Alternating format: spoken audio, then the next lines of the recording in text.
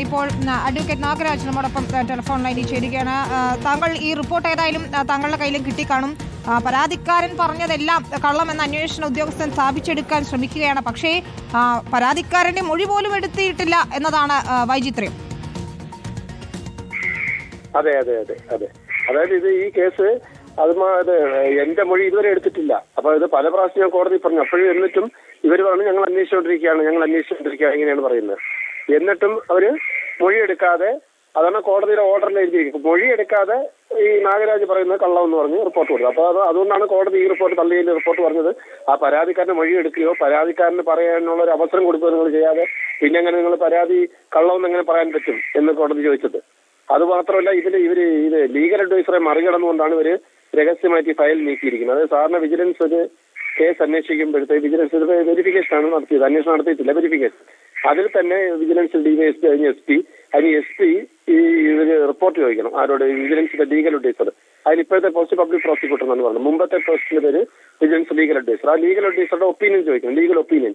അതിവിടെ തേടിയിട്ടില്ല. അത് ഈ റിപ്പോർട്ട് ലാസ്റ്റ് പേജിൽ വിജിലൻസ് ലീഗൽ അഡ്വൈസറുടെ ഒപ്പീനിയൻ അവിടെ ഇല്ലെന്ന് എഴുതിയിരിക്കുകയാണ്.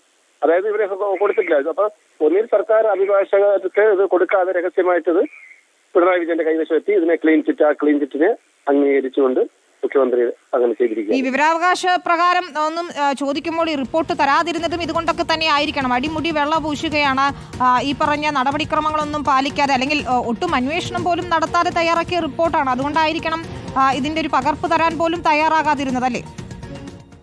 അതെ അതെ ഇത് തന്നെ ഈ കോടതിയിൽ കേസ് നവംബറിൽ ഒരു റിപ്പോർട്ട് കൊടുത്തു, മുഖ്യമന്ത്രി അംഗീകരിച്ച് അദ്ദേഹത്തിന് DGP റാങ്ക് കൊടുക്കാൻ വേണ്ടിയിട്ട് നിൽക്കുമ്പോഴത്തേക്കാണ് കോടതിയിൽ വീണ്ടും കേസ് ഡിസംബറിൽ വരുന്നു, അത് കഴിഞ്ഞ് ജനുവരി വരുന്നു, ഫെബ്രുവരി വരുന്നു. അപ്പോഴാണ് ഇവർ പറഞ്ഞത് അത് ഞങ്ങൾ അന്വേഷണം പൂർത്തിയാക്കി. കോടതി അപ്പൊ പൂർത്തിയാക്കി റിപ്പോർട്ട് എവിടെ ചോദിച്ചപ്പോൾ അവർ പറഞ്ഞു റിപ്പോർട്ട് ഞങ്ങൾ സർക്കാരിൽ കൊടുത്തു എന്നാണ് പറഞ്ഞത്. അപ്പൊ അങ്ങനെ അന്നത്തെ കോടതി നിശ്ചിതമായി വിമർശിച്ചു. ഇവിടെ കോടതിയുടെ പരിഗണനയിലിരിക്കുന്ന കേസിൽ നിങ്ങൾ അങ്ങനെ സർക്കാരിന് റിപ്പോർട്ട് കൊടുക്കും, ആ റിപ്പോർട്ട് ഹാജരാക്കാൻ പറഞ്ഞു. അപ്പൊ അങ്ങനെ പിന്നെ ഒരു ഫോട്ടോ കോപ്പി കൊണ്ട് ഹാജരാക്കി. എന്നിട്ട് കൂടി ഇവർ പറഞ്ഞത് ഈ റിപ്പോർട്ടിന്റെ പകർപ്പ് ഹർജിക്കാരന് നാഗരാജിന് കൊടുക്കാൻ പാടില്ല, മീഡിയ ട്രയലിന് സാധ്യതയുണ്ട്, അദ്ദേഹത്തെ ടാർണിഷ് ചെയ്യാൻ സാധ്യതയുണ്ട്, ഇങ്ങനെയൊക്കെ പറഞ്ഞവര് തർക്കിച്ചു, ഇത് കൊടുക്കരുതെന്ന് പറഞ്ഞു. അപ്പോൾ കോടതി പറഞ്ഞു അത് പറ്റില്ല. അപ്പൊ ഞാനും തർക്കിച്ചു. അപ്പൊ കോടതി പറഞ്ഞു ഇതിന് പരാതിക്കാരന് ഇതിന്റെ റിപ്പോർട്ടിന്റെ പകർപ്പ് കിട്ടാൻ അർഹതയുണ്ട്. അതെ അതെ അങ്ങനെ ആണ് ഇപ്പൊ ഇത് റിപ്പോർട്ട് പുറത്തു വന്നത്. ശരി, ഏതായാലും കോടതി കൃത്യമായി തന്നെ വിമർശിച്ചുകൊണ്ടാണ് ഈ റിപ്പോർട്ട് തള്ളുകയും ചെയ്തത്. വളരെയധികം ശ്രീ അഡ്വക്കേറ്റ് നാഗരാജ് പ്രതികരിച്ചതിന് റോഷിപാൽ തുടരുന്നുണ്ട്. റോഷിപാൽ, അദ്ദേഹം പറഞ്ഞത് കൃത്യമായിരുന്നു, ലീഗൽ അഡ്വൈസറുടെ ഒപ്പുപോലും ഇല്ലാതെയാണ് ഈ അന്തിമ റിപ്പോർട്ട് സമർപ്പിച്ചിരിക്കുന്നത്.